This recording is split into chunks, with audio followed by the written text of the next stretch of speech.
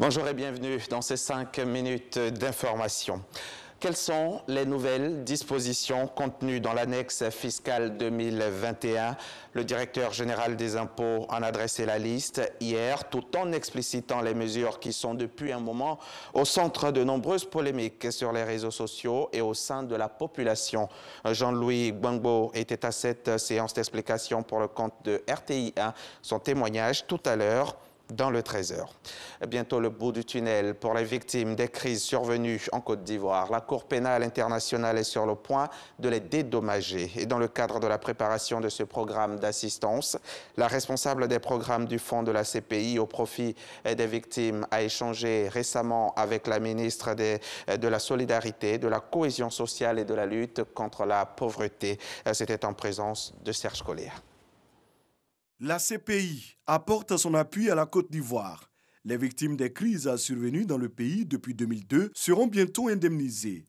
Ce programme d'assistance est conduit par le conseil de direction du Fonds de la Cour pénale internationale. Avant sa mise en œuvre effective, Aude Le Goff, responsable du programme, et Noum Sangaré, chef du bureau pays de la CPI, échangent avec la ministre de la Solidarité, de la Cohésion sociale et de la lutte contre la pauvreté. Objectif, définir la procédure d'identification et d'indemnisation avant toute chose. Un nombre significatif de victimes ont déjà bénéficié de réparation. Et donc notre but est vraiment d'être complémentaire à l'action qui a déjà été mise en place et qui continue. Notre but va être donc de travailler sur 13 incidents qui ont été qualifiés par la CNE comme étant des crimes qui relèvent de la compétence de la Cour pénale internationale et de répondre aux préjudices de ces victimes-là. Nous allons travailler donc avec 3 partenaires dans 4 régions, notamment donc à Abidjan, dans la région du Cavali, la région du Guémon et le Haut-Sassandra pour répondre à des incidents qui ont eu lieu donc entre 2002 et 2011. De son côté, la ministre Mariatou Koné a rappelé que le gouvernement s'est engagé à assister les victimes avec une enveloppe globale de 10 milliards de francs CFA. Des efforts de cohésion à poursuivre pour la stabilité. La plupart des victimes d'atteinte à l'intégrité physique ont bénéficié de réparations. Ces réparations continuent au niveau communautaire également. L'État de Côte d'Ivoire a joué sa partition.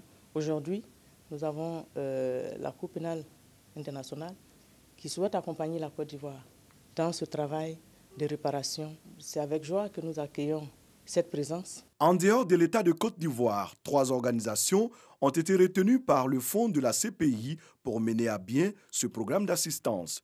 Il s'agit du WANEP, de l'AVSI et de l'ADRAO.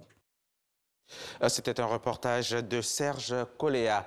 La lutte contre les mutilations génitales féminines s'accentue dans le cadre du projet d'appui au développement social inclusif dans 6 régions de Côte d'Ivoire. Les fondations Djigui et RVSI viennent d'organiser un atelier portant plaidoyer auprès des leaders religieux pour la promotion de l'abandon des mutilations génitales féminines.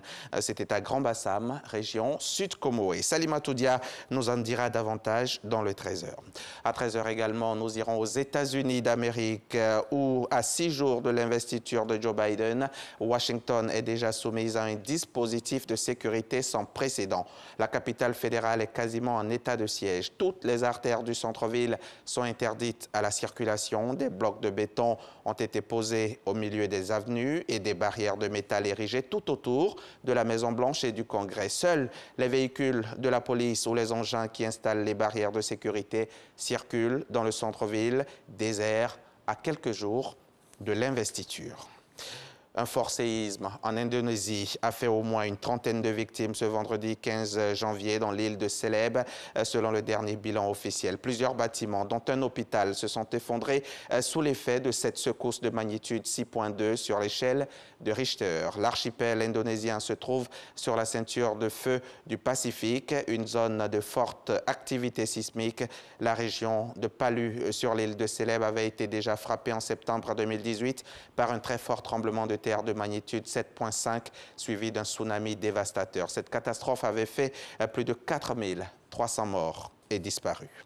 Un nouveau rapport publié par des chercheurs chinois estime que l'impact de la pandémie de Covid-19 pourrait être pire cette année qu'en 2020. Dans le moins bon des scénarios, le bilan mondial de la pandémie de Covid-19 pourrait ainsi totaliser jusqu'à 5 millions de décès en mars. Un pessimisme renforcé par les mutations du virus. Cela pourrait conduire à l'effondrement du système de santé mondial, ce qui voudrait dire aussi qu'avec la mutation du coronavirus, ce dernier pourrait se cacher dans la population et réapparaître à chaque saison.